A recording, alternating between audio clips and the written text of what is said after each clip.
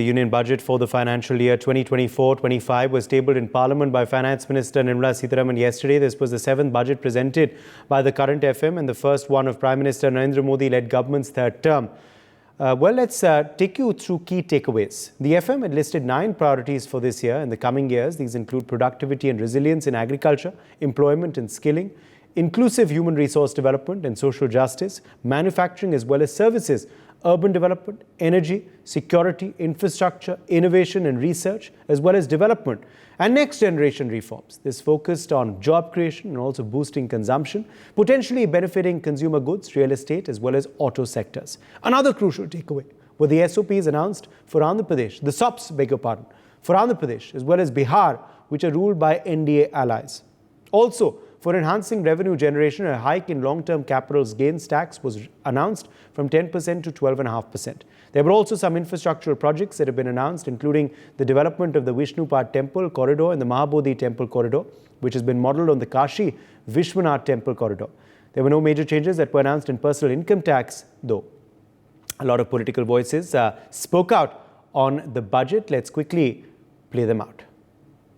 2024-25 का बजट, जैसे अपने को पता है कि चुनाव होने के कारण से 2 हिस्सों में ये बजट का पेश हुआ है। पहला हिस्सा चुनाव से पहले हो गया था, कुछ महीने उस बजट के हिसाब से अपने काम चले हैं और उसी की कंटिन्यूएशन में अब बजट का जो दूसरा पार्ट है, कल वित्त मंत्री जी ने जो घोषणाएं की हैं जिस प्रकार से पेश किया है, ये बजट देश की जनता के बहुत ही हित में है, समाज के हर वर्ग के हित में है।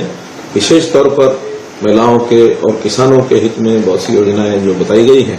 देश की आधी आबादी महिलाओं की है बड़ी संख्या में, क्योंकि कृषि प्रदेश और कृषि देश होने के नाते से हर कृषि प्रदेश को इसका लाभ होने वाला है। और क्योंकि हर एक विभाग के हिसाब से मंत्रियों के पास विभाग रहते, तो मेरे पास 2 विभाग हैं, मिनिस्ट्री ऑफ पावर और मिनिस्ट्री ऑफ बहुआ, यानी आवास और शहरी मामले जितने हैं वो सारे हमारे विभाग के पास है। दोनों विभागों में पर्याप्त एक प्रकार की घोषणाएं की गई हैं और नए आयाम खड़े किए गए हैं। जैसे देश के प्रधानमंत्री जी ने उनको बताया कि 2047 तक देश विकसित भारत की ओर यानी अपनी यात्रा पूरी करेगा।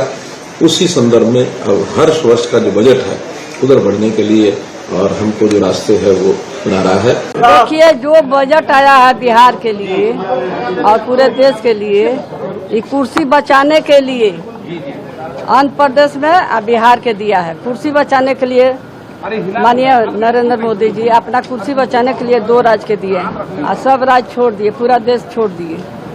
तो ये तो पॉकेट मिला है, पॉकेट से क्या होगा? जब नीतीश कुमार जी विशेष राज्य के दर्जा मांगे थे, तो ये पॉकेट देने से क्या होगा? बिहार गरीब राज्य है और गरीबों यहाँ ज्यादा है, गरीबी ज्यादा है। यहाँ कौन चीज है? न कल है, न कारखाना है, न फैक्ट्री है। यहाँ बालू और पानी है, और क्या है? यहाँ कल कारखाना लगाना चाहिए। यहाँ बिहार में लोगों को रोजगार मिलना चाहिए, किसानों को मिलना चाहिए, मजदूरी मिलना चाहिए। पुल गिर रहा, पुल बन रहा, पुल गिर रहा, 20 को पुल गिर गया। कैसा ही काम हो रहा है? कौन ठेकेदार बना रहा है? कब टेंडर हुआ? जर लोग नहीं पकड़ा है, पुलिस पकड़ रहा है। कब ये टेंडर हुआ? किसके समय टेंडर हुआ? कौन बनवाया? ये सब आप लोग को पूछना चाहिए, तो आप लोग तो पूछते नहीं है। Budgetary allocation for social sector, what is there? There is nothing, and even for the women and child development, it is 3 lakh crores, and there is not much substantial increment in that allocation, and that 3 lakh crores also, that which also includes the gender budget also. And in our country, the women are facing a lot of socio-economic crisis. And to mitigate those crises and to address those crises and to ensure their constitutional rights, particularly the right to life with dignity, there is nothing. So that is the reason why again we are criticizing this government. Central government, Nirmala Sitharaman ji और Modi ji government has given so much to Karnataka. thousands and thousands of crores has been given in infrastructure projects for metro and all the development projects. देखिए, union budget job creation का budget है। Job के ऊपर सबसे ज्यादा जोर दिया गया।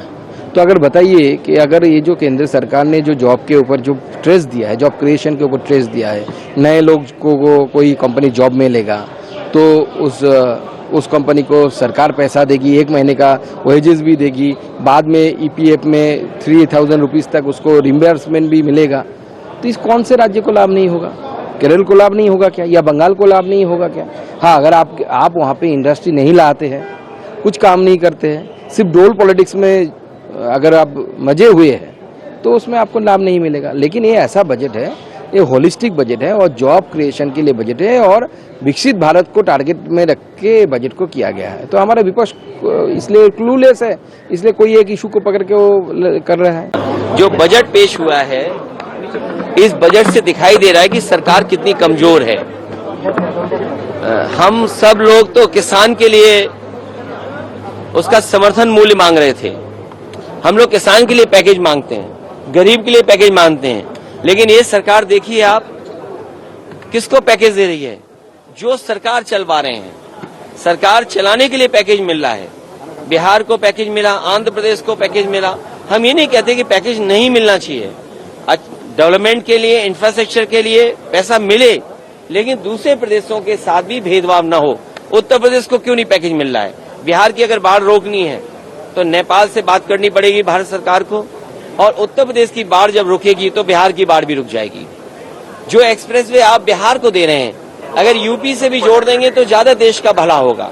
तो हम किसी को पैकेज देने के खिलाफ नहीं है, लेकिन उत्तर प्रदेश के साथ भेदभाव होगा उसको स्वीकार नहीं कर सकते हैं। आपने 10 साल में नौजवानों की नौकरी छीनी, उनका वेतन छीना, उनको बढ़ने आगे नहीं दिया।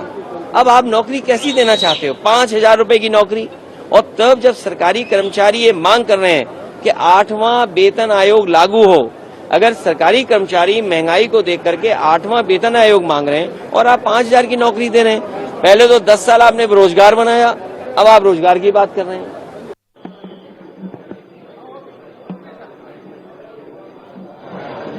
The financial budget which was presented under the leadership of Honorable Prime Minister by the Finance Minister Nirmala Sitaram is a very progressive, promising and fiscal deficit and overall economic growth has been very strongly addressed for all the sectors from poor to farmer, youth and women. So it is very promising. Only thing, how best we can utilize, how we can take it forward by all the state government. In a federal structure, all of us need to participate and 100% utilization of funds should happen. I think this is a very promising. In all this challenging environment, it will be strengthening the future of India to emerge as a third big economic power in the entire world. Budget इजाद किया गया जिसमें लगभग इस देश का हर वर्ग निराश है, मात्र 2 व्यक्तियों को छोड़कर, नीतीश कुमार और चंद्रबाबू नायडू। पूछना चाहता हूं कि वो राज्य जिन्होंने अभूतपूर्व समर्थन भाजपा को दिया, अपने राज्यों की लगभग सारी सीटें दे दी, जैसे कि दिल्ली है, गुजरात है, उड़ीसा है, हिमाचल प्रदेश है, झारखंड, छत्तीसगढ़ है, मध्य प्रदेश है, इन राज्यों को क्या मिला इस बजट में? राज्यों को कुछ नहीं मिला। और जिन राज्यों ने भाजपा को इतना समर्थन नहीं दिया, या जिन राज्यों के समर्थन से सरकार मुश्किल से चल पा रही है, जैसे कि बिहार और आंध्रा, उनको सब कुछ लुटा दिया गया। तो इससे तो यही सार मिलता है कि जो राज्य भाजपा को कम वोट देता है उसे ज्यादा दिया जाएगा, तो आगे के लिए सीख ले। और दूसरी चीज, जहां तक एक आम नागरिक की बात है, इसमें कोई दो राय नहीं है। आपका इकोनॉमिक सर्वे भी, CMI की रिपोर्ट भी, और जितने भी ये एजेंसीज हैं इनकी जो भी सालाना रिपोर्ट्स आती है, साफ बताती हैं कि इस देश में आय तो बढ़ नहीं रही, लेकिन महंगाई बढ़ती जा रही है।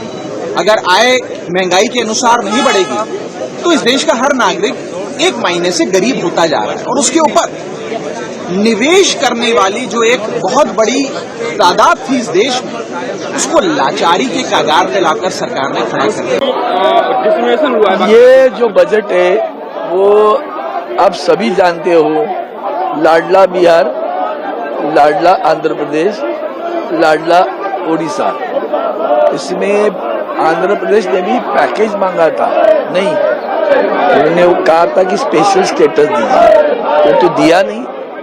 15,000 करोड़ देकर उनका मुंह बंद कर दिया है। लेकिन जो महत्वपूर्ण मूलभूत प्रश्न है उस समस्या का निराकरण नहीं हुआ। बेरोजगारी पे जो आपने मिठास को पैदा फेंकी है, वो मिठास नहीं है, वो खट्टास है, वो फंसाने वाली बात है। जबकि आपने पब्लिक सेक्टर ही पूरे बंद कर दिए, मैन्युफैक्चरिंग सेक्टर बंद है, एमएसएमई थोड़ा थोड़ा चल रहा है, तो नौकरी कहाँ से मिलेगी? आप ये रोजगार शब्द जो है ना, वो बहुत फंसाने वाली बात है।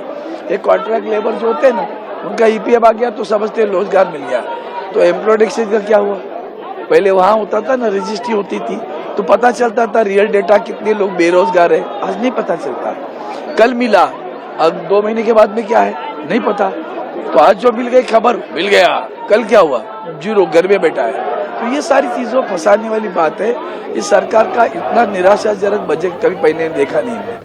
For more such videos, subscribe to the NewsX YouTube channel, hit the bell icon.